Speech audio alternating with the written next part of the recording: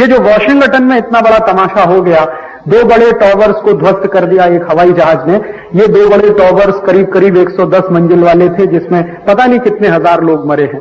कोई भी निर्दोष नागरिक मरे तो दुख होना चाहिए हमें, क्योंकि हम भारतीय संस्कृति के लोग ऐसा मानते हैं कि किसी को मारने का अधिकार किसी को नहीं है, क्योंकि जीवन देने का अधिकार जब हमें नहीं है तो मारने का अधिकार हमें नहीं, तो हम तो सब दुख ही प्रकट कर सकते हैं। लेकिन ये जो घटना घटित हुई है, इसका मंदी के साथ सीधा रिश्ता है, मैं ऐसा मानता हूं। आप मेरी बात को थोड़ा हो सकता है आज हंसें, लेकिन आप देखेंगे 10 वर्ष के बाद मेरी बात आपको पूरी की पूरी सच दिखाई देगी।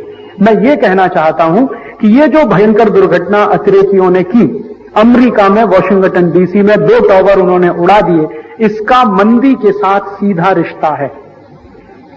आप पूछोगे कैसे, वो मैं बताता हूं। यूरोप और अमेरिका में मंदी क्यों आती है? मैंने यूरोप और अमेरिकन इकोनॉमी का पिछले 10-12 वर्षों में काफी स्टडी किया, और स्टडी करने के बाद मुझे जो हैरान करने वाली बात मिली, माहिती मिली, वो ये कि वहां जो है इंडस्ट्रीज जो चलती हैं, उनमें जो सबसे ज्यादा इन्वेस्टमेंट होता है, जो पूंजी निवेश होता है, वो किन इंडस्ट्रीज में है? हाईएस्ट इन्वेस्टमेंट अमेरिका में वॉर इंडस्ट्री में है। वॉर इंडस्ट्री माने युद्ध के उद्योग, युद्ध के उद्योग माने हथियार बनाने वाली बड़ी बड़ी कंपनियां। मैं कुछ नाम लेता हूं आपको। एक बहुत बड़ी कंपनी है रैथियन कॉरपोरेशन, हजारों अबज डॉलर के हथियार हर साल बनाती है, अमेरिका की सबसे बड़ी कंपनी है हथियार बनाने वाली। दूसरी नंबर की जो कंपनी है अमेरिका की, एक्सॉन, हथियार बनाने वाली दूसरे नंबर की सबसे बड़ी कंपनी। तीसरी अमेरिका की कंपनी है फोर्ड। आपको जानकारी है कि फोर्ड कार बनाती है। कार बनाना तो छोटा सा धंधा है उसका, जो कुल धंधा है उसके 5% में वो कार बनाते हैं। 95% इन्वेस्टमेंट उनका वॉर इंडस्ट्री में है, फोर्ड का। उससे भी बड़ी एक अमेरिकन कंपनी है GM, general Motors. General Motors के बारे में आपको माहिती है कि यह भी कार बनाती है। कार बनाती है, लेकिन कार बनाना उनका संपूर्ण बिजनेस नहीं है, उनका बड़े बड़े मिसाइल बनाने का बिजनेस। तो रैथियन है, फोर्ड है, जीएम है, एक्सॉन है। ऐसी मैंने अमेरिका की 50 कंपनियों की एक यादी बनाई है, और उन 50 कंपनियों का एक साल का हथियार बनाने का जो कुल खर्चा है वो दुनिया के 150 देशों के बजट से ज्यादा। इतना भयंकर उनके यहां वॉर इंडस्ट्री है। मैक्सिमम इन्वेस्टमेंट अमेरिका में वॉर इंडस्ट्री में है, हथियार उद्योग कहते हैं उसको वहां। और अमेरिका में उसको सैटेलाइट इंडस्ट्री कहते हैं। सैटेलाइट इंडस्ट्री माने मुख्य उद्योग। सैटेलाइट का अर्थ ये उपग्रह ही नहीं होता, सैटेलाइट का एक अर्थ होता मुख्य, सबसे केंद्र। जैसे हम भारत के बारे में कहते हैं कि भारत एक कृषि प्रधान देश है, तो माने एग्रीकल्चर हमारे लिए सैटेलाइट इंडस्ट्री है। अमेरिका युद्ध प्रधान देश है, उनके लिए वॉर इंडस्ट्री सैटेलाइट इंडस्ट्री। अब अमेरिका में क्या होता है, हथियार भयंकर बनते हैं, लेकिन वो हथियार जब नहीं बिकते तभी मंदी आती है, क्योंकि हथियार बन रहा है तो बिकना ही चाहिए। नहीं बिकेगा तो कारखाने बंद है, कारखाने बंद है तो मजदूर बेकार है, और हथियारों के कारखाने बंद तो स्टील वाले कारखाने भी बंद, क्योंकि स्टील इंडस्ट्री हथियार उद्योग के लिए माल सप्लाई करती है, केमिकल इंडस्ट्री हथियार उद्योग के लिए माल सप्लाई करती है, सीमेंट इंडस्ट्री हथियार उद्योग के लिए माल सप्लाई करती है। तो सैटेलाइट इंडस्ट्री जब खतरे में आती है तो अमेरिका के 90 दूसरे उद्योग खतरे में आ जाते हैं। 90 इंडस्ट्रीज अमेरिका में है जो वॉर इंडस्ट्री पर टिकी हुई है। एक ही इंडस्ट्री है अमेरिका में जो वॉर इंडस्ट्री पे नहीं टिकी हुई है, जिसको कॉस्मेटिक्स या ड्रग्स एंड फार्मास्यूटिकल इंडस्ट्री कहते हैं। बाकी सभी इंडस्ट्रीज उनकी वॉर इंडस्ट्री से जुड़ी हुई। अब अमेरिका में क्या होता है कि हर 25-30 बरस के बाद ऐसा होता है, एक साइकिल है वहां पर। आप अगर ध्यान दें तो भयंकर मंदी आई 1905-1910 के बीच में, भयंकर मंदी अमेरिका और यूरोप में। फिर क्या हुआ, उस मंदी को दूर करने के लिए पहला विश्व युद्ध उन्होंने लड़ा 1914 में, जो शुरू हुआ और 1917 तक चला, जिसको हम फर्स्ट वर्ल्ड वॉर कहते हैं। और वो फर्स्ट वर्ल्ड वॉर लड़कर अमेरिका ने अबजों डॉलर पंप कर दिया वॉर इंडस्ट्री में, उनकी मंदी दूर कर ली उन्होंने। फिर उसके बाद क्या हुआ, मैंने कहा कि 15-20 वर्षों में ये साइकिल रिपीट होता है। तो फिर क्या हुआ, 1930 में फिर मंदी आ गई, जिसको अंग्रेजी में ग्रेट इकोनॉमिक रिसेशन भी कहते हैं। अर्थशास्त्र के कुछ विद्यार्थी बैठे होंगे तो उनको तो पढ़ाया जाता है ग्रेट इकोनॉमिक रिसेशन 1930। तो भयंकर मंदी आ गई 1930 में। फिर अमेरिका ने क्या किया, यूरोप ने क्या किया? उस 1930 की मंदी को दूर करने के लिए उन्होंने सेकंड वर्ल्ड वॉर किया, दूसरा विश्व युद्ध लड़ा। और दूसरा विश्व युद्ध शुरू कैसे हुआ?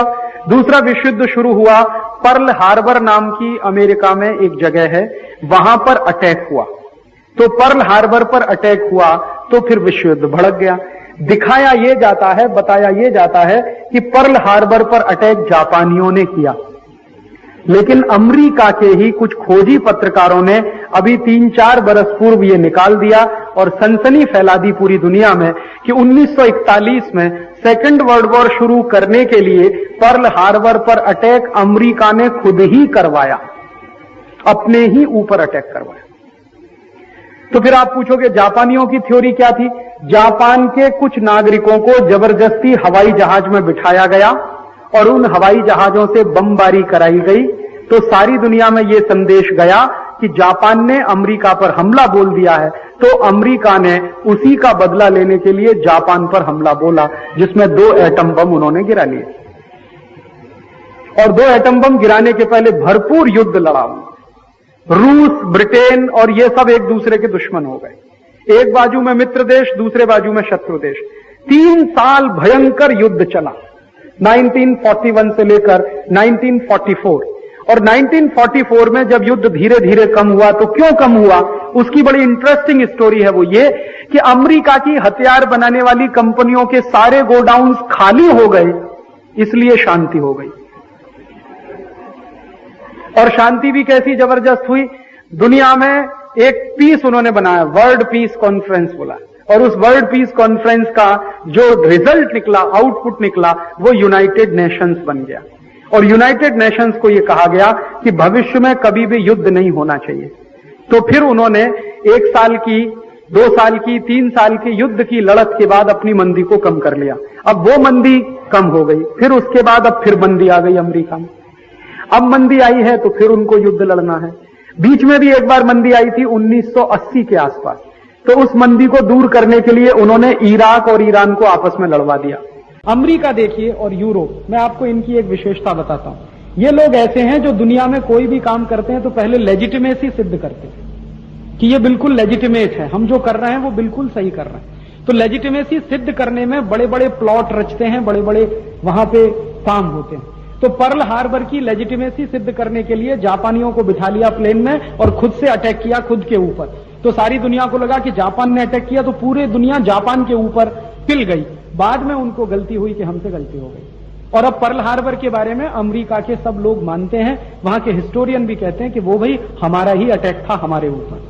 क्यों? क्योंकि हमें लगता था कि वो जरूरी है, सेकंड वर्ल्ड वॉर नहीं होता तो हम तो मंदी दूर नहीं कर पाते।